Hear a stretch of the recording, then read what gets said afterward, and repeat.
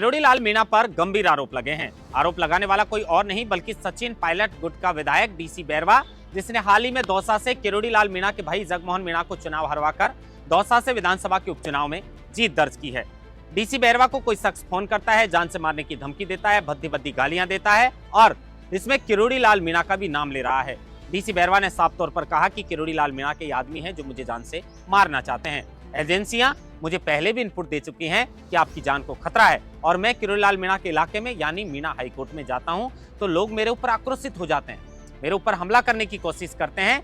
जिस तरीके का ऑडियो वायरल है हम उसकी पुष्टि नहीं करते, लेकिन डीसी बैरवा ने जो बात कही है उसमें कहीं ना कहीं ये आरोप किरोड़ी लाल मीणा के ऊपर लगे हैं। अब इस पर विस्तार से हम बातचीत करेंगे, लेकिन उसके अलावा अगर बामणवास की कांग्रेस विधायक इंदिरा मीणा की बात करें तो अब उनकी मुश्किलें बढ़ सकती हैं, क्योंकि जिस तरीके का हाल ही में वीडियो सामने आया था और उन्होंने बौड़ी के भाजपा मंडल अध्यक्ष हनुमत दीक्षित के कपड़े फाड़े, उनके साथ मारपीट की और जो बदसलूकी की है उसको लेकर अब उनके ऊपर, उनके गनमैन के ऊपर और वहीं 2 दर्जन से ज्यादा लोगों के ऊपर जो है वो बौड़ी थाने के अंदर मान सिंह गुर्जर जो वहां के जिलाध्यक्ष हैं उनके नेतृत्व में मुकदमा दर्ज हो गया है। अब इसको लेकर इंदिरा मीणा की जो है वो मुश्किलें बढ़ सकती हैं। विस्तार से बातचीत करेंगे, लेकिन ईडी के मामले में चाहे टीकाराम जूली हो, चाहे गोविंद सिंह डोटासरा हो या सचिन पायलट, जो प्रताप सिंह खाचरियावास के घर पर ईडी ने जो सर्च ऑपरेशन किया है उसको लेकर सब एक साथ नजर आए, लेकिन प्रताप सिंह खाचरियावास ने बड़ी बात कह दी कि सरकार डंडा मारेगी तो डंडे मारेंगे, सरकार अगर गोलियां चलाएगी तो हम गोलियां चलाएंगे।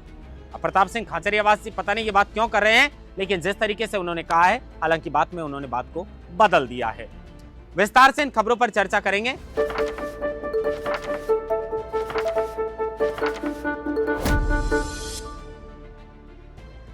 जो सबसे ज्यादा गर्म मुद्दा है उस पर करते हैं।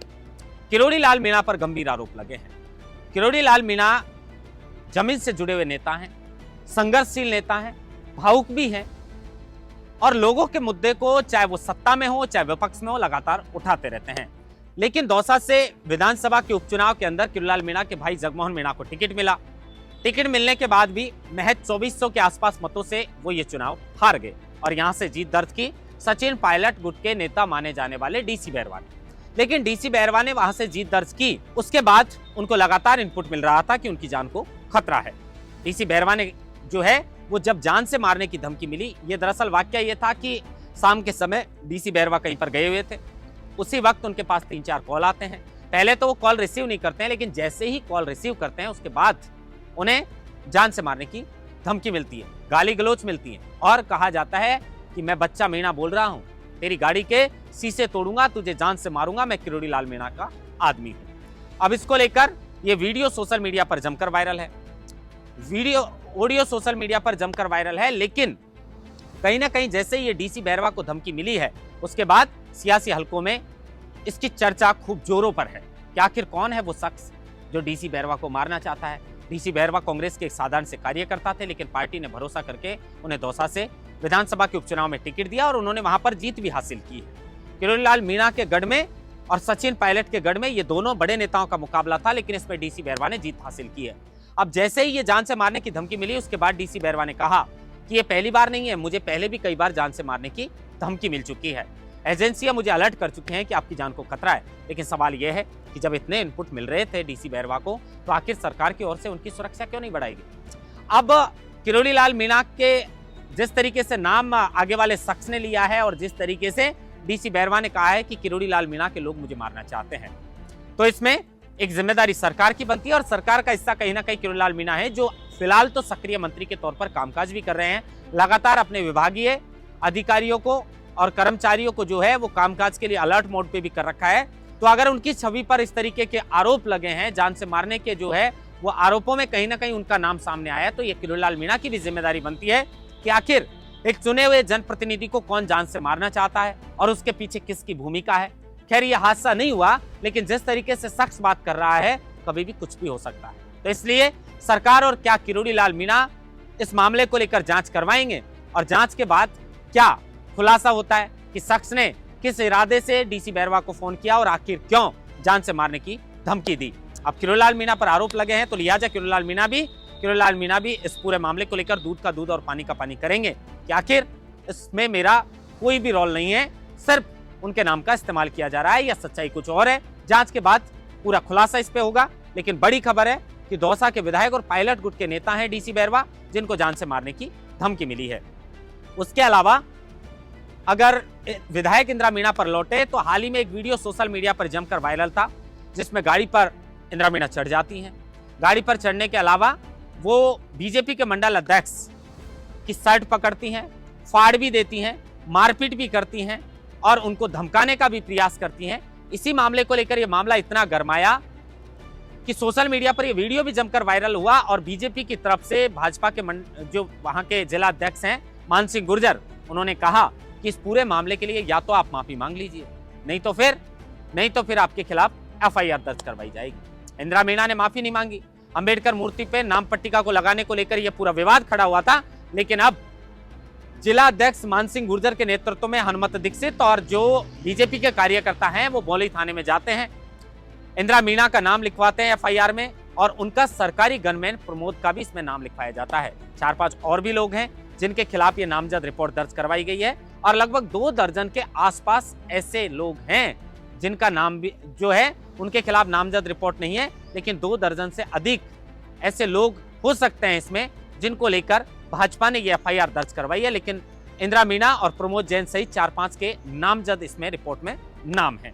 देखना यह होगा कि इस मामले को लेकर अब इंदिरा मीणा की मुश्किलें बढ़ सकती है, क्योंकि जिस तरीके से उन्होंने भाजपा नेता के साथ बदसलूकी की है, उनके कपड़े फाड़े हैं, उसके बाद ये पूरा मामला दर्ज हुआ है। इसके बाद में अब आगे क्या इसकी जांच करवाई जाएगी, क्योंकि बौली के थानाधिकारी खुद इस मामले की जांच कर रहे हैं।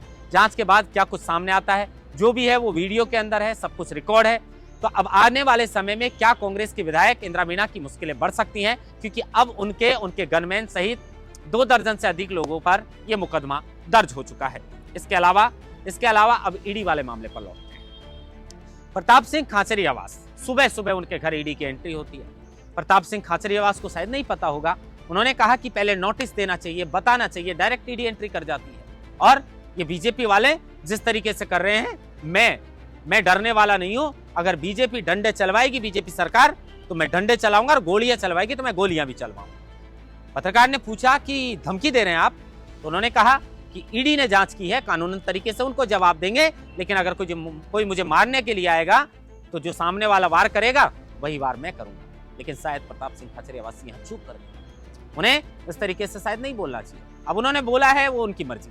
खैर, इसके बाद में सचिन पायलट हो, गोविंद सिंह डोटासरा हो, नेता प्रतिपक्ष टीकाराम जूली हो, सब खुलकर प्रताप सिंह खाचरियावास के साथ खड़े नजर आए। कुल मिलाकर सभी ने यही कहा कि भाजपा जो है वो स्वतंत्र एजेंसी जो ईडी है, प्रवर्तन निदेशालय, उसके माध्यम से कांग्रेस के नेताओं पर दबाव बनाने का काम लगातार कर रही है। लेकिन ऐसा होने नहीं देंगे, क्योंकि हम डरने वाले नहीं है। अब प्रताप सिंह खाचरियावास पर ये जो है वो 48,000 करोड़ रुपए, लगभग 48-49 हजार करोड़ रुपए का ये चिटफंड का मामला था, जिसमें जमीन खरीद फरोख्त का ये मामला था और उसी को लेकर ये ईडी जांच करने के लिए आई थी। लेकिन स्वतंत्र एजेंसी है, जांच करने के लिए आई थी, जांच हो गई। लेकिन अब कांग्रेस जो है वो इसको लेकर बीजेपी पर हमलावर है कि बीजेपी सरकारी एजेंसियों का लगातार दुरुपयोग कर रही है। इसके अलावा लौटते हैं सचिन पायलट और वसुंधरा सिंधिया के ऊपर। वसुंधरा सिंधिया ने हाल ही में झालावाड़ में अधिकारी और कर्मचारियों को लेकर जिस तरीके से वहां पर केंद्र की ओर से 42,000 करोड़ रुपए इश्यू किए गए थे, लेकिन झालावाड़ के हिस्से का पैसा कहां है, इसको लेकर उन्होंने एक पोस्ट किया था। उसके बाद जल शक्ति मंत्री ने उसको रिट्वीट किया, भजनलाल शर्मा ने एक्शन लिया और उसके बाद में झालावाड़ में जो अधिकारी थे उसे एपीओ कर दिया गया और दूसरे जिले से अधिकारी को वहां पर अभियंता के रूप में लगाया गया। इसी मामले को लेकर पायलट ने वसुंधरा सिंधिया की जमकर तारीफ की। उन्होंने कहा कि देख लीजिए, ये बीजेपी सरकार के अंदर बीजेपी की पूर्व मुख्यमंत्री वसुंधरा सिंधिया इस तरीके से अपनी सरकार से, कहीं ना कहीं ये वसुंधरा सिंधिया ने अपनी सरकार पर भी एक तंज कसा था, क्योंकि उनकी सरकार थी। अगर वो चाहती तो मुख्यमंत्री भजनलाल शर्मा से भी बोल सकती थी कि भाई ये क्या दिक्कत है, हमारे झालावाड़ के अंदर इस तरीके की समस्या आखिर क्यों है। लेकिन अब इसको लेकर सचिन पायलट जो हैं वो कहीं ना कहीं वसुंधरा सिंधिया की तारीफ करते हुए नजर आ रहे हैं। आज हमने राजस्थान की डायरी के अंदर 4 बड़ी खबरों पर चर्चा की है। हमेशा की तरह अब अगली जो खबर है वो भी हम आपके लिए लेकर हाजिर होंगे। लेकिन बड़ी बात है कि डीसी बैरवा को जिस तरह की धमकी मिली है, इंतजार रहेगा और अगली खबर में हम इसका खुलासा करेंगे कि आखिर कौन है वो शख्स जो बच्चा मीना अपना नाम बता रहा है और डीसी बैरवा को धमकी दी है। उसके अलावा प्रताप सिंह खाचरियावास की क्या मुश्किलें बढ़ सकती हैं सीडी वाले मामले पर, तो वहीं इंदिरा मीणा के खिलाफ जो एफआईआर दर्ज की गई है उसको लेकर क्या अपडेट है, पल पल की अपडेट हम आपको अगली जो लोकमत की राजस्थान डायरी लेकर आएंगे, उसमें बताएंगे। आपके अगर कोई सवाल जवाब हो और आप बता सकते हैं हमें, अगर कोई मुद्दा हमसे छूट रहा हो जिसकी चर्चा हम राजस्थान डायरी में करें। नमस्कार, आज के लिए इतना ही। फिर एक नई खबर लेकर हाजिर होंगे, तब तक देखते रहिए लोकमत हिंदी। जयपुर से मैं महेंद्र बांसरोटा।